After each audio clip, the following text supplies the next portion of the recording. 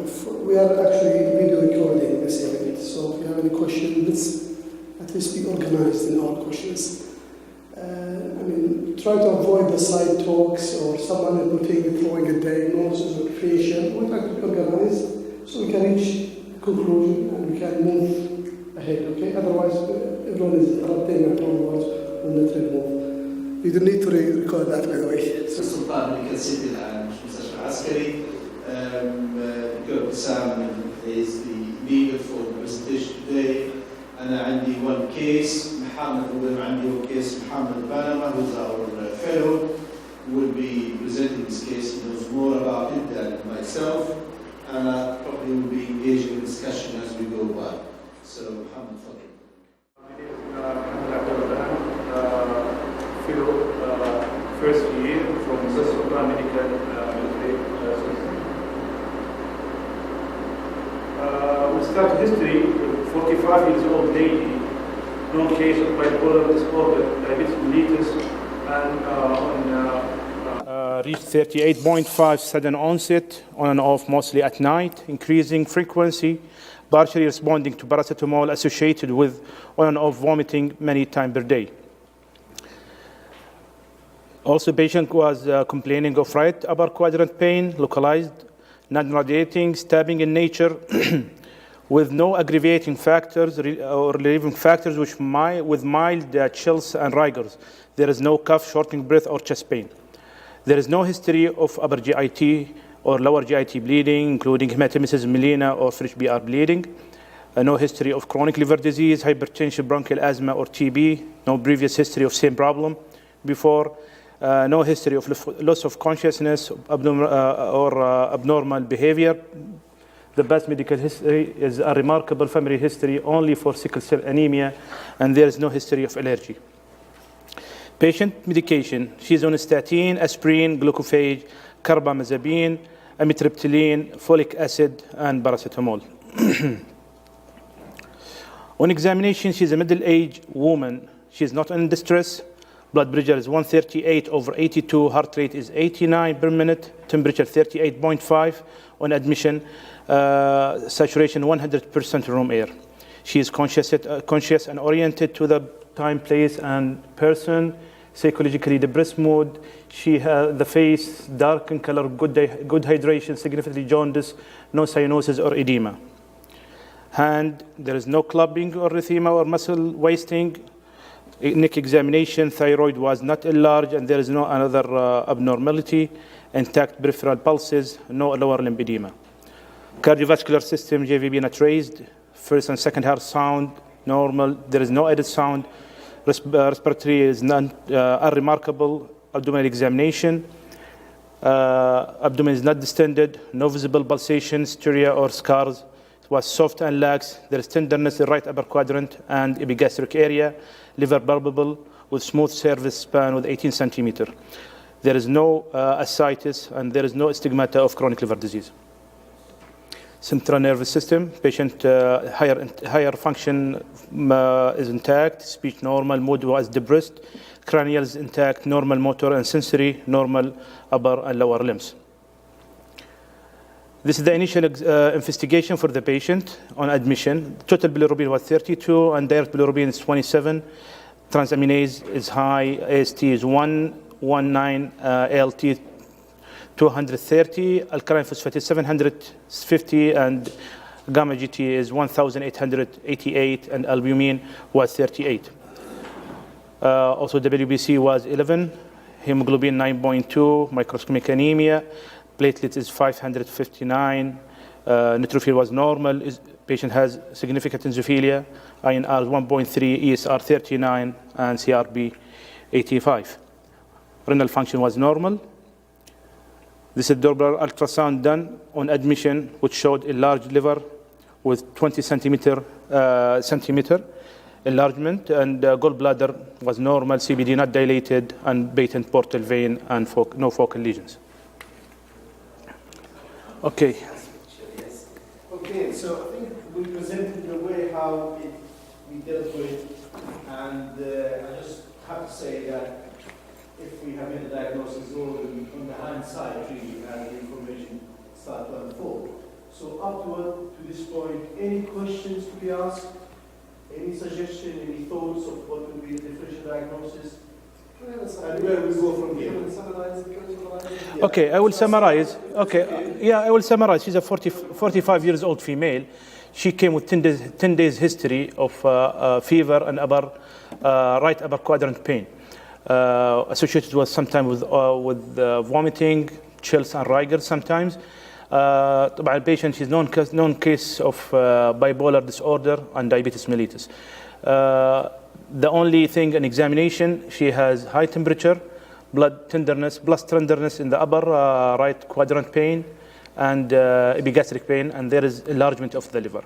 Lab-wise, WBC was normal, and hemoglobin 9.2. There is significant eosinophilia in the blood, and liver function was elevated as mixed picture, cholestatic and the hepatic picture. She's Saudi patient, from Riyadh. Do you mind asking why? What hospital? Eastern province, it says, or it's very important to know from where the patient, because apparently she.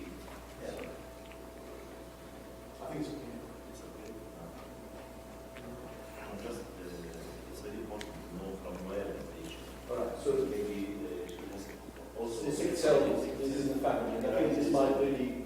Maybe malaria, maybe a lot of the differential diagnosis and infection hepatitis as first line differential diagnosis. Right. So again, Yeah, to the history, sorry, maybe better to shout. Yes, sorry. according to the history, the patient is February, there's a kind of is high GGT high. Yes. I will put in differential maybe cholangitis, whatever the cause. But the white count is only 11, neutrophil is normal. Yeah. So in short history, 10 days.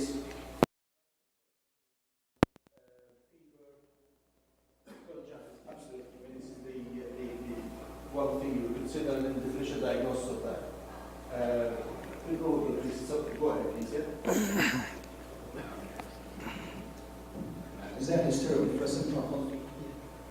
I'm thinking about recent trouble. Recent trouble. About time. Yeah. Medical paralysis or these kind. Sometimes ultrasound, it can sit. Absolutely. I think what you're saying here is the story suggests acute history, cholangitis, but then of course liver abscess would be the thing to consider. The only thing is the ultrasound is not showing anything to suggest that. That doesn't rule it out completely, but it's a possibility, of course. What about high eosinophilia for this patient? Maybe you get some suggestions that need is present in this patient, like the shoulder, Like the shoulder, right? for sure, Hephaticus, in Saudi Arabia or Saudi lady, do you think that's something that need to come Was up? this high eosinophilia for this patient? I have to admit, really, when we saw the patient for the first time, we didn't really strike us something to stop at and look into it. And what Now about it's been the presented to you as on the highlight to consider that. So, and yeah, but generally speaking, yes, of course, you would consider, not consider it. what about the comment of concern about the biliary system? Is this dilatation of the biliary system? There is no dilatation. Does that rule out biliary disease here? Does that rule out presence of stone or cholangitis? I would say it doesn't. Very short history for the bile ducts to be dilated, so it doesn't rule out biliary stones or cholangitis here. I think there's one here. Yeah, the same. You asked me a question. Okay. Abdullah, okay. Medication that she was taking for bipolar, what medication she was taking? Okay. And skin examination. Was there any changes in the skin? No. I'll ask you why you asked this question as well. I'm thinking about the possibility of, now, eosinophilia, differential diagnosis is wide, yes, but usually we put them into categories, which includes parasitic, which, like some people mentioned, as well allergic, which could include drug application. So think about the risk syndrome or other medications that can be associated with eosinophilia and can cause as well organ damage and such syndromes, including liver injury.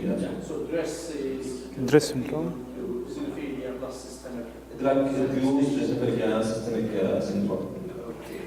Yeah, absolutely. So I think that's the Consideration. Not sure Muhammad whether he mentioned she is on few medications. I think one of them is diabetic and the second one's anti-epileptic treatments. She's on amitriptyline and she is on Carbamazepine. not on lithium. She's on carbamazepine. Carbamazepine. Okay. And that's a very important point. Definitely you have to put in differential diagnosis when you come across anyone with eosinophilia. I repeat again, it wasn't in the mind when she was presented for the first time to us. It was not. Yes, in differential diagnosis, but not. It wasn't strikingly simple. If you look for the enlargement of the liver, considering this is inferior, I think about hyperosmotic syndrome. It's still, differential by exclusion. It's needed, to rule out other infectious diagnosis. But from the liver size, it seems to be a filtrative process. right, which would be what's the differential diagnosis of infectious disease? Well, eosinophils can grow up. Hyperosmotic syndrome, one thing, autoimmune disorders can be. Lymphoma can be also infection. So you will retain the differential diagnosis there. Okay. Probably we'll stop here and then just carry on with the. Okay. Was sent and was negative. I think I probably will conference and said was negative. Right? All these medications are new or old medications? Good point. The amitriptyline and the carbamazepine were started a few weeks before commencing the treatment, before the presentation. Okay. So we go through all this differential diagnosis. So after that, after the Doppler ultrasound, we proceed for CT CAB. Sorry, I haven't done that yet. Okay, CT CAB, and which was showed thyroid nodules, which benign on and looking on CT criteria. Also, breast lesion on mammoth became later on benign, and a small thickening of proximal bowel lobe. So we proceed after that for MRCP. So where we go from here, guys?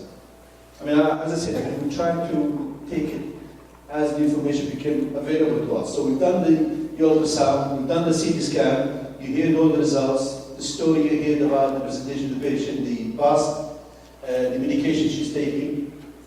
Where would you go from here? What would you do? MRCP.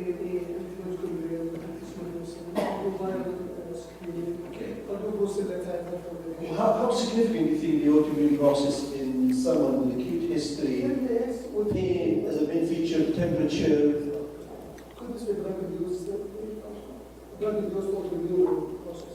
Drug-induced autoimmune process, absolutely, yeah. Okay. So that's one thing. We are happy not to bother about with the RCB as it is here. So we're happy not to think of the RCB and the rest of it. Nothing invasive, right? Okay. All right, okay. So cultures were negative, autoimmune tests being done. I think you take my word for it, they were negative and well done. Next, the liver biopsy. Yes, okay. I think that's what we did. Any agreeing or disagreeing with that decision? Okay. On the 3rd of July, the patient, before that, we proceed for MRCB, which was unremarkable really, but a part of enlarging liver with 24 centimeter, with few slightly enlarged lymph node at porta hepatis, and largest one is about 11 millimeter. Reactive most likely reactive lymph nodes, query hepatitis. There is no gallstone or biliary dilatation. So after that, we proceed for liver biopsy, which was patient underwent at liver biopsy on 3rd of July. So while we are waiting for the liver biopsy report, patient had some blood investigation, autoimmune serology and autoimmune hepatitis serology was negative, and seroplasmia and copper also was negative. Hepatitis screen, viral hepatitis screen was negative, malaria was negative, CMV serology also negative. Epstein-Barr virus serology negative, and Brucella serology was low titers, was considered negative also later on. Retex count, folate, and vitamin B12 and haptoglobulin was normal, except for folate was a little bit high. Patient had many blood cultures sent during this admission, which became negative, extended for Brucella, and later on became negative. Sputum for AFB was negative and sent for blood TB culture. James stain was negative for fungus. On day 10, still the total bilirubin is very increasing. Albumin is still in the lower side. Alpha alkaline phosphatase was 806 and ALT is 85. So at day 10, the report came of liver biopsy, which showed this one. All right, okay, yeah. Do you have a... What? This is the focused one. Yeah, focused, well, this is which I got really. All right, so we don't have any reported tracks No. to show the changes. But, I mean, suffice to say, this is the granuloma, as you all see. I agree with that. So that's what we have got with this patient. The changes are granuloma. Unfortunately, the rest of the biopsy is not available to us to really make a comment. Do you have the report at least to read it? Yeah. Just to read the report at least, to add on to, if there's any more information. Yeah, it is. There is central macrophages and plus rim of lymphocytes and fibroblasts around that. So hepatic tissue with multiple non-caseating granulomas was the report by the end of the day. All right. Yeah. Okay. Any thoughts? Okay. So the important ones are we have got the collagen picture. Abscess was not in the at least didn't come evidently later on with the further imaging. The biopsy is showing granuloma. So, sarcoidosis, short history, you think still sarcoidosis can be? I'm sorry? Thyroid. Yeah, sorry. Vasculitis, one of the important major diagnoses in vasculitis. Okay. All autoimmune, it was negative. Yeah. So that's... Carixiblen, abdominal vein. Carixiblen is more about development. Carixiblen is leukemia. Carixiblen also economically as part of the patient. Carixiblen, the tissue, and carixiblen. All right, but the temperature, the right hand quadrant pain can be explained by the granuloma? Not by granuloma, but part of systemic disease, part of vasculitis. Vasculitis in what form? The main presentation, abdominal pain, process systemic manifestation, but fever. All right, okay. So this likely. Yeah, no, we're not disputing granulomas. We have granulomas, and of course, granuloma, we have to come to a differential diagnosis. What could be the cause of the granuloma? Sometimes we'll be successful in finding out the cause of it, often not. The question remains is, will the granuloma explain her presentation? That's the point. Yeah, these medications are a very important cause of renal medicine. Medications are a very important cause, and which of the medications are both the and carbamazepine. Certainly carbamazepine has been reported to cause granuloma, but not necessarily the symptoms. As I said, I still find it difficult to relate the symptoms to the granuloma itself. Okay. Okay. So we carry on. Yes. Okay, so the question was, it can be drug-induced hepatic granulomas. Okay, so after that, we went back to the patient and we were digging in the history, and it appeared that after that the patient just started on an anti-epileptic medication few weeks before the presentation. So at that time, the psychiatry team was consulted, and the carbamazepine and amitriptyline was discontinued. So we'll come back later for the patient, and we'll give a small talk about the granuloma of the liver. So it is a circumscribed lesion that forms as a result of inflammatory reaction in the tissue, characterized by central accumulation of mononuclear, especially macrophages, with surrounding rim consisting lymphocyte and fibroblast. The lesions are distinct from nearby and involved tissue infiltration. The granuloma of the by the eosinophil are suggestive of drug reaction or parasitic infection. There is 4 histological variants of hepatic granuloma. The first 2 was the most common, non-caseating. It goes with the sarcoidosis, caseating. The common example is tuberculosis, fibrin ring, Hodgkin lymphoma, cytomegalovirus, leishmaniasis, hepatitis, toxoplasmosis, and giant cell arteritis, lipogranulomas, which contain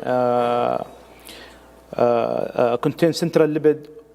Usually patient ingest mineral oil. The causes.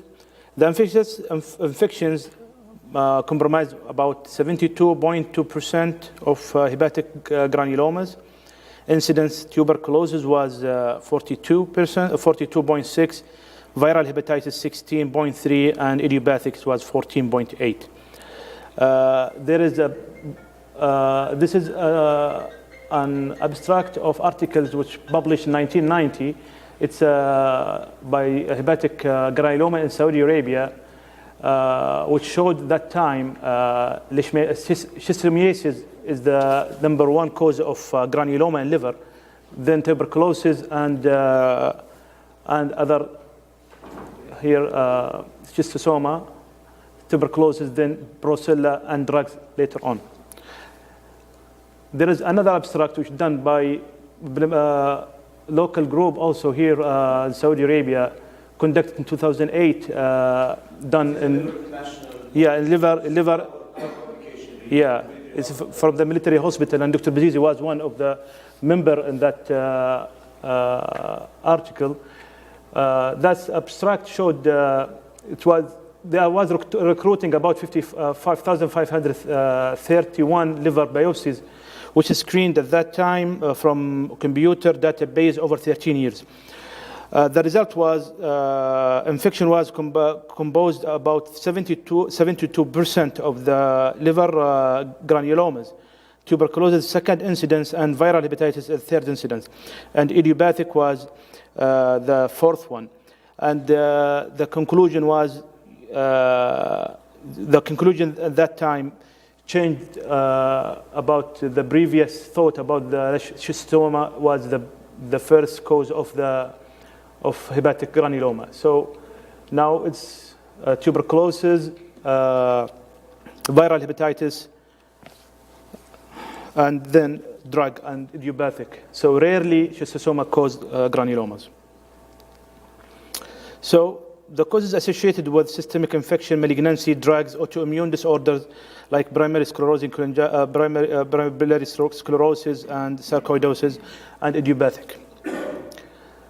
Most patients are symptomatic and may have only biochemical abnormalities like alkaline phosphatase and gamma GT. Clinically apparent liver disease is uncommon. Even patients have numerous hepatic granulomas. Rare patients develop cholestatic liver disease, cirrhosis, portal hypertension, hepatic vein thrombosis. The symptoms: fever, weight loss, and fatigue, and the same study. The same, and it shows the same thing. So, infectious and hepatic granuloma. So we'll start talking about the infectious and hepatic granuloma. So bacteria is #1, tuberculosis, the most important, and Brucella. Viral hepatitis A, B, and C, CMV, Epstein-Barr virus. Fungal, mainly candidiasis, parasite, schistosoma, and toxoplasmosis. Rickettsial, Coxella burnetii, Q fever, and spirochetal secondary syphilis. Malignancy and hepatic granuloma, Hodgkin lymphoma, non-Hodgkin lymphoma, and renal cell carcinoma. Drugs and hepatic granuloma. Many drugs have been associated with that granulomas. The most common as allopurinol, sulfa drugs, chlorobromide, quinidine, and carbamazepine, which is rare. Idiopathic granuloma. The cause of idiopathic granulomas was the main still unclear despite the careful evaluation in subset patients. The exact proportion is unknown, but probably range from 10 to 36%. The term of granulomatous hepatitis refers to syndrome characterized by febrile illness, myalgias, hepatosplenomegaly, arthralgia of unknown etiology. Always mostly the lab's finding was non-specific, but dissemination rate was always high. Treatment, immunosuppression, empiric anti-TB medication, empiric corticosteroid, and methotrexate. Carbamazepine side effect causing cholestatic jaundice, hepatitis, fever, lymph node enlargement, disturbed bone metabolism, and bone marrow depression. So we don't know now for our patient, so it is granuloma or cholangitis here. So, yeah. So, yeah, it's okay. No, I will go still, yani. No, but I'm asking now, this patient now, it is only granuloma or granuloma with cholangitis or other drugs. This is granulomatous hepatitis secondary to carbamazepine. This is one study, was published in 1981. There's only 3 cases of carbamazepine-induced granulomatous hepatitis are reported. Each patient had ingested carbamazepine for less than 1 month before presenting febrile illness, suggestive biliary tract infection. After withdrawal, the carbamazepine symptoms disappeared rapidly. Histologically, all patients had granulomatous hepatitis. So, and there is another 2 patients also had acute cholangitis. Carbamazepine-induced liver injury can be confused clinically and pathologically with biliary infection. And also, this is another study was conducted in 2005. Same thing, carbamazepine causing cholangitis. This one case report at that time. Okay, amitriptyline also has some effect on the liver and can cause abnormal liver function, mainly jaundice. And this is one article showed that amitriptyline can cause chronic cholangitis and mimicking primary sclerosing cholangitis. So we'll come back to our patient after discontinuation of the medication. So after day 15, the total bilirubin became low, and also the transaminase became to decrease 85. The ALT, alkaline phosphatase 700, and gamma GT 1000. And day 17 start to decrease to the half, تقريبا.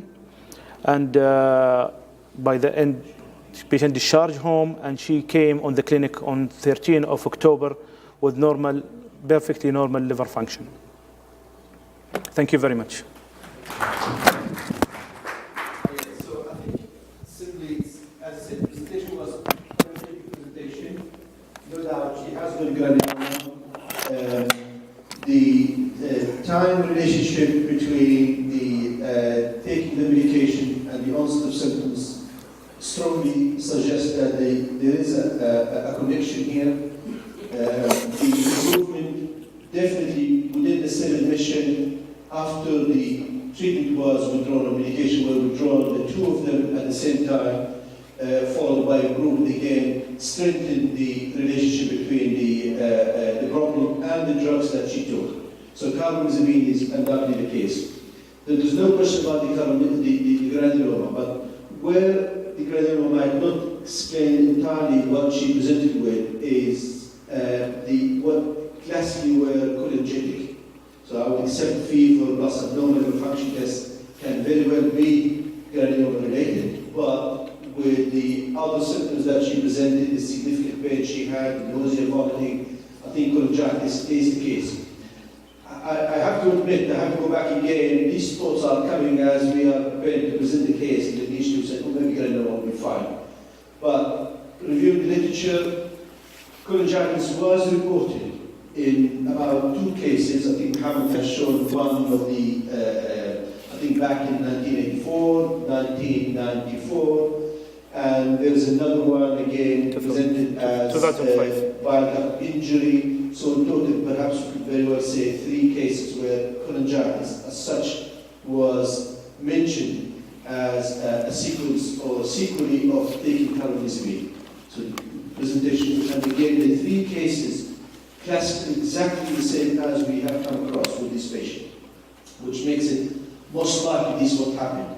So I think to close this loop, really, we need to go back and sit with the pathologist and try to make them say, yes, there was cholangitis to say. That can explain the whole story. Is that okay? Questions or you're happy with that? Thank you very much. Thanks for coming. What they gave us indications for seeing this? Sorry? What they gave us for the As a basic? Yes. I'm going to put it in the basement. I have to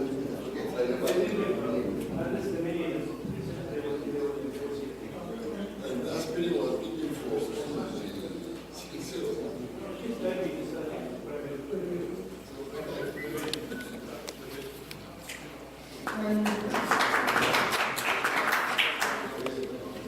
Continuing with the causes of abdominal pain, we have 2 short cases from gastroenterology this time, from 2 young men and women.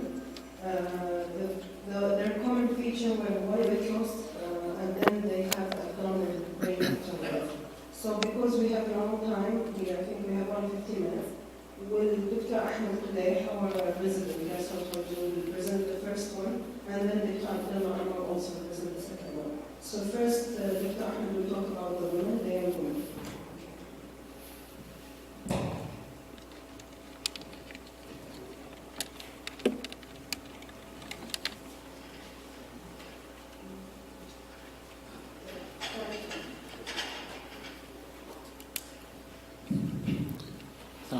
Thank you, Dr. Bassam, for giving me this opportunity.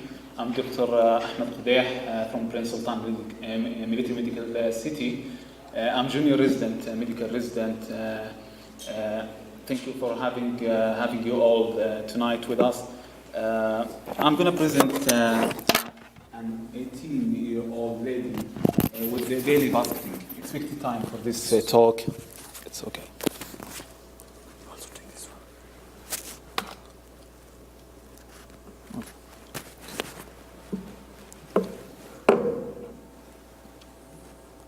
Expected time for this talk will be about 15 minutes.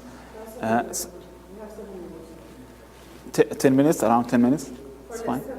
Okay. Supervised by Dr. Abtisam, and you're much more than welcome for any advice or suggestion during the talk. This 18-year-old lady presented a few weeks ago. She was presented with abdominal pain recurrent since a long time. Her abdominal pain was associated with nausea and vomiting. Upon further questioning of this patient, she started to develop this abdominal pain since 3 years almost. When she was in 10th grade, it was initially recurrent and mild, diffuse. She relates these symptoms to her menses and some stress of exams. Then her abdominal pain starts to progressively was worsening, and until 18 months back, she developed severe excruciating pain described by her herself as a hole inside her stomach. She admitted, just to note here, she's admitted twice before because of her abdominal pain, and she's described some analgesics and some muscle relaxants and discharge. These abdominal pain were related, associated with vomiting and with nausea, and the vomiting was related immediately to her meal. At that time, she went for the gynecological clinic and assisted, and transabdominal ultrasound was clear at that time, and we scoped her after the second admission, and was not showing anything apart from the mild degree of GERD, and started to take regularly since then on proton pump inhibitors. 2 years ago, a patient was having some sort of annular diffuse disc prolapse or mini vertebral level, in particular lumbar fourth and fifth, and even the first sacral vertebrae. Disc prolapse, and she was advised to lose a bit of her weight by this spinal team. So this lady started since that time to play basketball at her school on daily basis, and to jog and to do much more sporting. And during our assessment, started by the examination, she was healthy. Actually, she was looking good in good clinical state. Her abdomen was unremarkable. Her BMI was around 21. Initial laboratory workup was showing a mild degree of hypochloremia. Otherwise, was unremarkable. We started requesting for imaging. It started with her abdominal ultrasound was showing a potent abdominal aorta, superior mesenteric artery, and celiac vasculature, blood flow in this vasculature. But we have demonstrated a decrease in the acuity between the angle of superior mesenteric artery and her abdominal aorta. We proceeded then to CT abdomen with contrast, and Dr. Ibtisam, please. Just I have to say that we received just like a few hours ago a radiology from our radiologist. We were supposed to have a radiologist here to comment about the CT. So we get the finding, and the doctor will comment about it. And also our surgeon also apologized in the last minute. So it seems that this is not a good to have a guest from other departments. So the doctor will discuss the CT. The CT abdomen was showing initially the normal contour of the stomach. If we can demonstrate here the aorta, the abdominal aorta, and the adjacent superior mesenteric artery, which arise at the level of L1 or probably at the upper limit of L2. So it's actually here we can demonstrate the compressed part of the third part of the duodenum, which is crossed in the midline here, and with mild dilatation of the duodenum, which is called mega duodenum. And actually, we didn't expect that at the beginning to be found in this patient. She was not showing any of this, severe degree of this obstruction. This also an axial. Another axial section of this L2, around L2 to L3 level, which is showing a pre and post dilatation of this of the third part of the duodenum, with also normal contour of the abdomen. It was a normal architecture of the spleen and the liver with normal kidneys. This sagittal section of the abdomen, which was showing a normal aorta and decrease in the distance between the superior mesenteric artery and the abdominal aorta, which is normally between, if we measure the distance, it's around 7 millimeter, but and with a degree of not less than 40 degree. So it's here probably we have demonstrated the significant decrease in this angle around like 25 to 30 around 25 to 30 degree. This demo picture is for another patient. It's extracted from a website showing the megaduodenum and the stenotic segment of the third part of the duodenum, the superior mesenteric artery, and the abdominal aorta. We can see here the dilatation of the contour of the abdomen, which indicates the severity of this condition. Basically, when we are talking about superior mesenteric artery syndrome, it's a clinical entity characterized by the decrease in acuity between the abdominal aorta and the superior mesenteric artery, which resulting in a picture of small bowel obstruction. It previously was described due to chronic illnesses and malabsorption syndrome, malignancies, but nowadays it's related to, most probably, for a lady with childbearing period whom are losing weight excessively. We can demonstrate here the difference between the normal anatomical landmarks and the pathological form. Here's the anteroposterior view. We can see easily the compressed part of the third part of the duodenum. Actually, the diagnosis usually most often delayed in such cases and may result in some significant complication, including fatalities due to electrolyte abnormalities or even any gastric perforation. The diagnosis is established in patients with clinical features that suggest duodenal obstruction and non-invasive imaging that demonstrate an abnormal angle between the aorta and superior mesenteric artery. When it comes about the management, we have two options, either conservative. We advise initially the patient to increase her weight. We put her on a high caloric diet, around 30 to 40 kilocalories of non-protein diet a day, with around 2 to 4 kilocalories of protein diet. Patient initially started to tolerate, but when it comes about her lumbar prolapse, we came in challenge.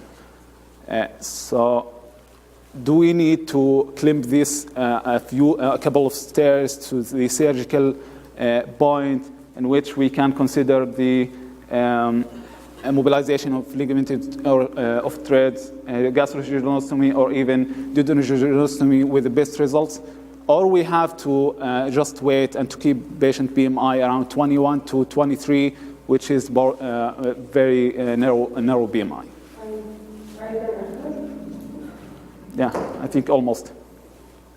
Thank you very much. Thank you.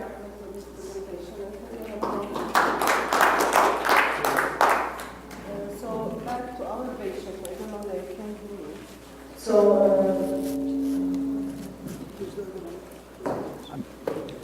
you need to shout or no? You need a laser, Abdullah? no, it's not working, this one. Good luck. So back to our patient, we suggested conservative treatment for our patient, especially her symptom got worse after she lost the weight, the significant weight. But the dilemma here is that this patient already she has this perhaps at a very young age, and even her spinal surgery, they is advising her to lose more weight. And the other option was surgical. The family were very reluctant, including the patient, to send her for surgery. And especially she was not that safe from their opinion. So at the end, they reached a conclusion that they want to go for second opinion in USA. And already have others studying there, so they are going to have a second opinion. But they are happy for surgical option more than conservative option. So the second case, because we don't have time, so I don't know, do you have a question or shall we proceed for the second case? Our third case, sorry. How much weight she has to do?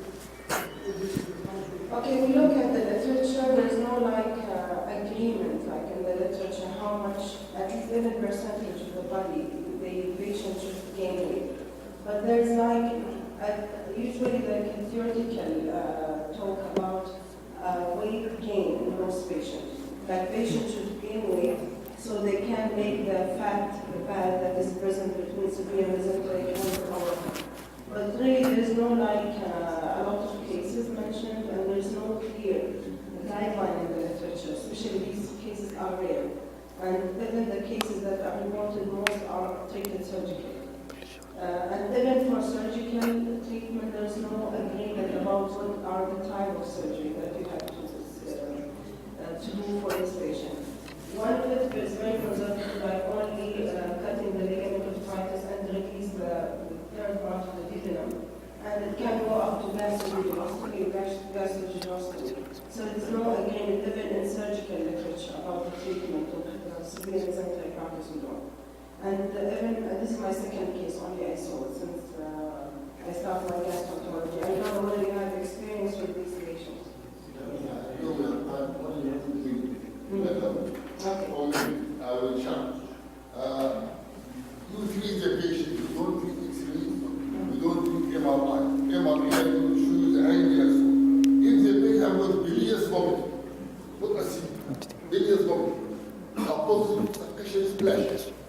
These patients, they need to have surgery. Gastroenterology surgery is to bypass the obstructed duodenum. For GI, you have to do endoscopy.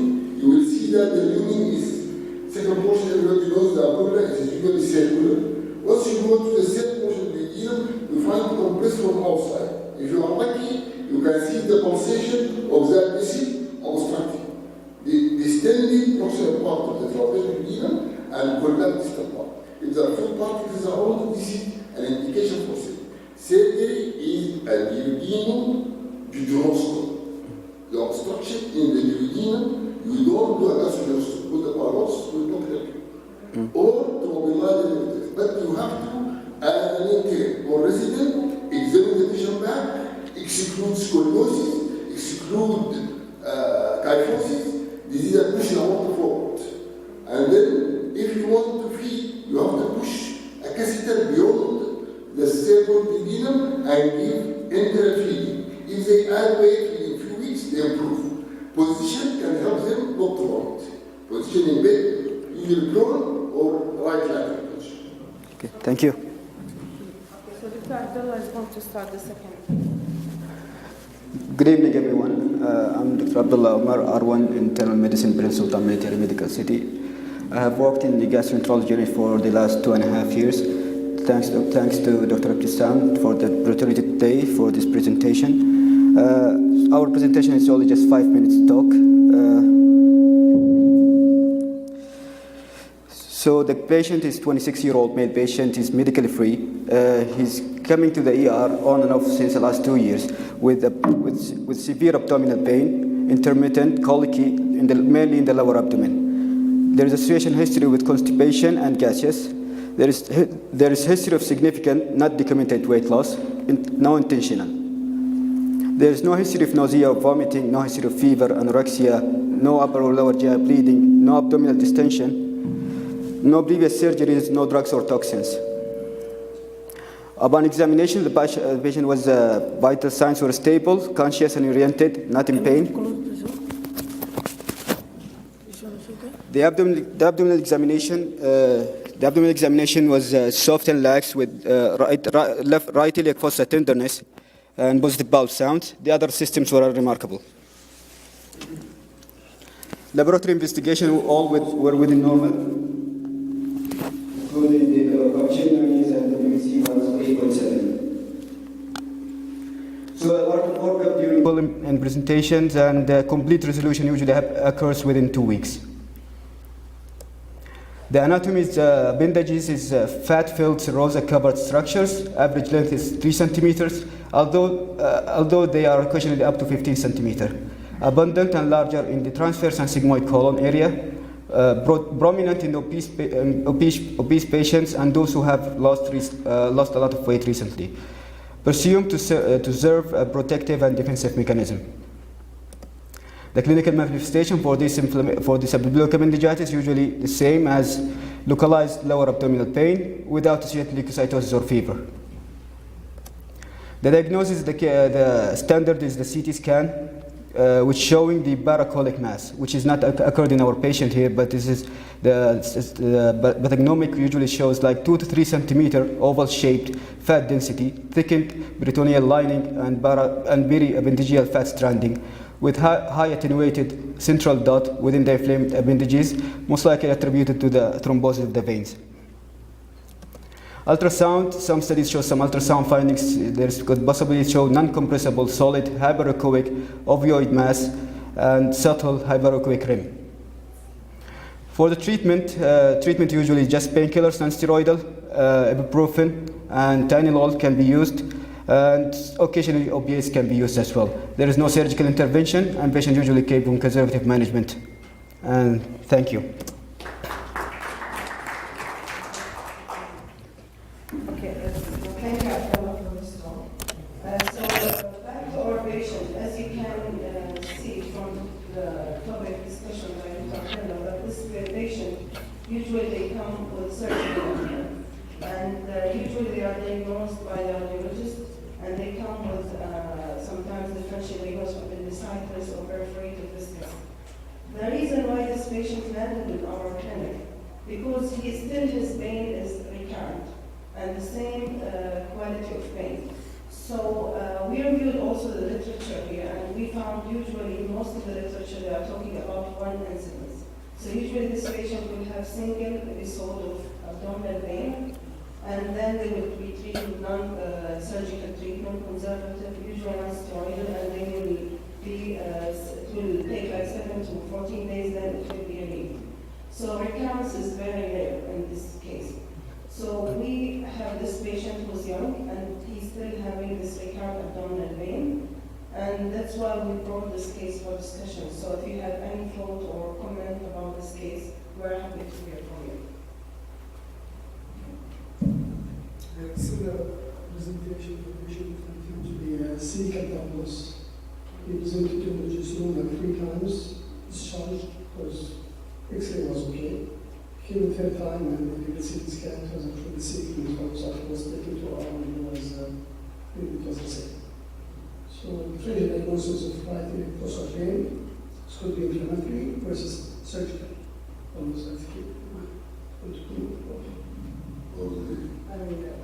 This is the element of fact that I mentioned clearly. Diagnose or exclude the serious condition, then do the diagnosis. But if he's losing weight, I think that should consider following him up closely. No, he can't wait. This is at the beginning. And that's no sense. He can't like Cecal volvulus, which is mentioned, is really good cecal specificity. But somebody who's born with a mobile cecal can do it. But under the notion, the volvulus is the small, all the translation.